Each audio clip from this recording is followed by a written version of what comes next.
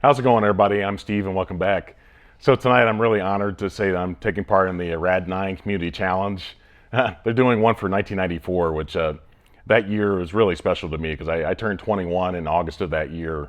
So those the really early years of my movie-going experience. So a lot of the movies I have on my list are ones that they're the ones I actually own and ones I've loved ever since then. It just that have stood the test of time, been there for 30 years, and so that makes them really important to me. But I wanted to include only movies that I have in my collection, not just not the big box office ones, because for example, I think The Lion King was like the number one of the box office that year. I've actually never owned that movie. I did rent it from like Blockbuster back then, but I never saw it in the theater. So obviously, I'm not a huge animation kind of fan. And you can ask me in the comments which before Marvel and Star Wars. Ask me in the comments which two Disney movies I liked the most before Star Wars and Marvel, because they weren't animated. They were. So it's kind of odd to say that I like those movies, but for me, it's like to be 21. I just wasn't into animation at that time. I was just kind of growing out of that kind of stage. But so at number 9, this one's a kind of a tragic kind of story. It's a this one was directed by Alex Proyas, starring Brandon Lee, and the movie is The Crow. This one, it's just really sad what happened to Brandon Lee, and especially being a huge fan of his father. You can see the Bruce Lee box set back here to my left, but just to think that he died so young, and it's just some really preventable kind of accident to have your lead star put in that kind of harm's way. I think it was something really careless that happened in that movie. But it has Ernie Hudson's in it. Has a Michael Wincott. I thought Wincott is really a great villain in this movie. I really liked Ernie Hudson's really great as plays a police officer in the movie. So at number 8, from James Cameron, not a bad director, and a guy that's had some huge box office wins, but this one I've got True Lies, and obviously it's starring Arnold, and has a Jamie Lee Curtis and Tom Arnold, and the late Bill Paxton's in it, Art Malik, Tia Carrere. If you know Tia Carrere, she was a hot ticket back then. If you've seen the first two Wayne's World movies, she was the hot female lead in those movies, and I was glad that they had her in this movie as well. She's not in the movie a lot, but I think she did a great job just in the time that she was in it. But this movie finally got a 4K release. It was only on DVD for years. Okay, number 7. This one actually may surprise some people, but because it wasn't something I actually saw in 1994, didn't really have a heavy theatrical run. But it's a movie that Siskel and Ebert really made famous, and I probably saw it like in '95 or so, renting it through like Blockbuster or something like that. But I was really glad the Criterion Collection picked this movie up, because the movie is Hoop Dreams. It's a spine number 289 through the Criterion Collection. It has a director Steve James. It has a William Gates and Arthur Agee.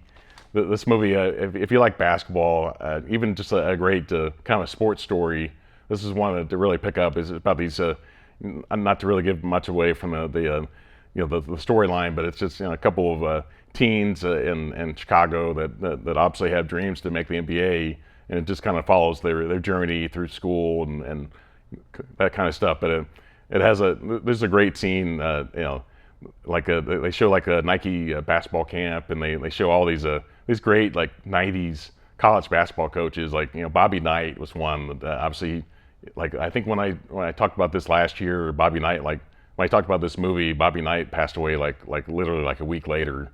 It's like, wow, it was great to see all these coaches when they were much younger. So to me, it's a tribute to them and to basketball. And so at number 6, I had to include this on my list because it's one I've loved ever since. It's just from this actor. There's a lot of stuff I can't really watch a lot now, but this one has really stood the test of time. From the Farrelly brothers, the movie is Dumb and Dumber. You've got obviously it's directed by Peter Farrelly. I used to think the Farrelly brothers. I think a lot of times with movies that you have to pick like one one director, because like the Coen brothers usually you have Joel Coen is usually the director of those movies. He's listed as the official director, but I always thought they were just the Coen brothers. I always thought those were the directors, and I think they used to be listed that way. But anyways, Peter Farrelly is the director. It has a Jim Carrey, Jeff Daniels, Lauren Holly. Just this movie still makes me laugh though, even though a lot of people probably still like the Ace Ventura movies. Those movies are more dated to me. But to me, these two, the main actors here are the ones that make this one still funny to me. All right, so at number 5, I had to put another action movie on my list here. I really don't like the sequel very much to this movie, but I thought this one's such a classic. It's from director Jan de Bont, and the movie is Speed. I think Keanu Reeves is so great in this movie. Sandra Bullock, she was such a hot ticket at that time. Dennis Hopper has another one with Jeff Daniels in it too, just like the last one. But this one, there is definitely one unbelievable scene in this movie. So much as really to suspend your disbelief quite a bit. But there's one scene in this movie that for years really bothered me. But it's one I can get past now. But if you know the bus scene, I don't want to spoil it too much. But the big jump in the movie, it's like unbelievable that they got away with that, or did they get away with it? I don't know. But Dennis Hopper is such a great villain in this movie. Okay, at number 4, this one I like I said, just like all these movies I've loved so much for 30 years. This one was really loved by critics, and it's a very low budget film. It's in black and white, but the movie is Clerks, obviously here in the bottom. Director Kevin Smith, I think he maxed out his credit cards back then, and just to make this movie, and just risked everything to make this, and the fans loved it, critics loved it. I think it's one that maybe Criterion could release at some point, like they did with Chasing Amy.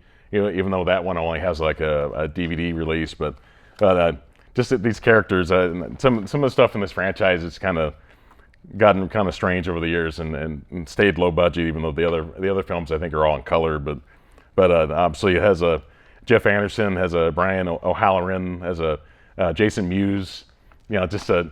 It's juvenile humor. It's stuff that the 21-year-old would definitely love back then. So it's nostalgia for me. It's one that's stuck with me this whole time. Okay, so at number 3, I think a lot of people will probably have this on their list, but the movie is Forrest Gump. It's from director Robert Zemeckis. Has Tom Hanks is so great in this movie. Robin Wright, Gary Sinise. Just love the cast in this movie. It's kind of a long movie, but it's kind of covers the eras of our political system, and just landmarks, stuff that happened in the 60s and 70s and 80s, and just the kind of stuff that people were dealing with in those time periods, just kind of mixing them into the kind of a fun story, kind of a sad story as well. Especially if you see the third act of the movie, you'll see some stuff that Tom Hanks did in this movie that won him an Oscar.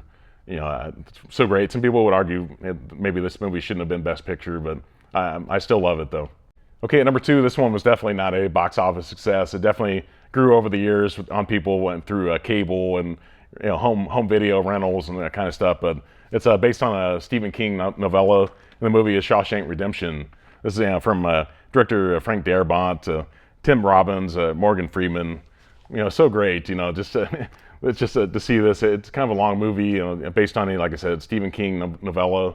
And it's definitely not a Stephen King kind of traditional kind of King movie, or based on a book. That's not the kind of horror movies that people were used to seeing from Stephen King. But I still love it. I just the great cast and the great storyline, and that third act is so great in the movie. Just the whole thing that goes down and the third act just makes it all worthwhile, and so much great stuff. Okay, so at number 1, I had probably the most iconic movie from the 90s, in my opinion, anyway. But the movie is Pulp Fiction.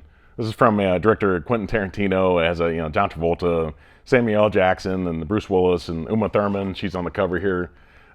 This movie I've always loved. For some reason, just like maybe a month ago, I finally bought the Pulp Fiction soundtrack, which I've always loved this movie. I always loved the movie, the music in the movie. But some reason I always had like the Jackie Brown soundtrack, but never bought the Pulp Fiction. And Jackie Brown was like the theatrical follow-up to this movie. I think Tarantino may have done one segment of 4 Rooms before it. I think you can see that over here on my left shoulder.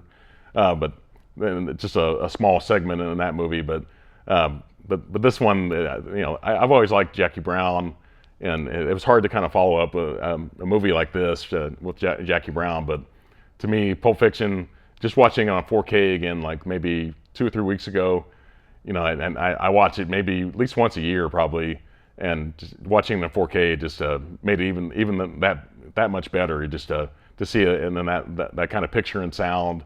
All right, everybody, I appreciate you watching this video tonight. Hopefully, Garrett and Justin and Mel will hopefully talk about my video a little bit and just kind of maybe give it a watch. So hopefully they won't be too upset with my lack of like horror movies in my list here. But these are the movies like I said back in 1994. This is what I was watching quite a bit, except for Hoop Dreams, which was like a year later or so. But if you're not already subscribed to my channel, please consider doing that, and please put a thumbs up on this video. It definitely helps with the YouTube algorithm. And everybody have a great one. Bye.